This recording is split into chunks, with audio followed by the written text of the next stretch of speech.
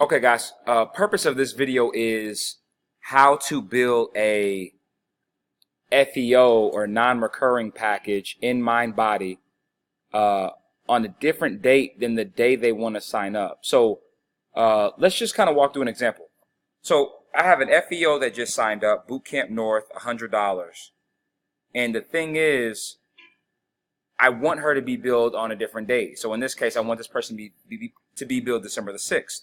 If I go through my normal process and I go to add item, if you look at it, anytime you see the grand total of $100 or 300 or 200, it means that's the amount that's going to be billed. So if I am under Adriana's name, if I click on ACH and I literally click any one of these bottom buttons, it's going to bill and it work.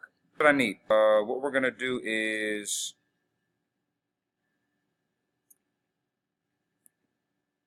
we're going to go to retail, or rather we're going to type name. So I got Adriana French.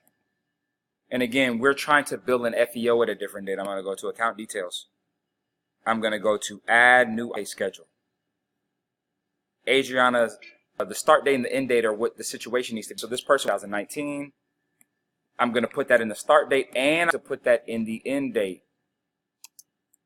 It's going to be in both. 12/6, 12/6, select, bootcamp. She's bootcamp. She is doing a FEO South.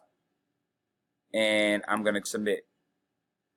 So if you read this right, 12/6 South, and then I'm going to schedule it. So I'll click schedule and schedule. On 12/6, Adriana will be billed this amount to build an date.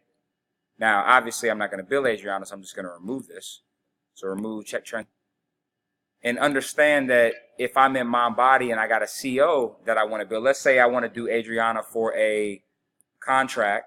I want her to do the 12-month boot camp, large group training North. Let me change that. I'll go to bronze level North, gold level 12 month.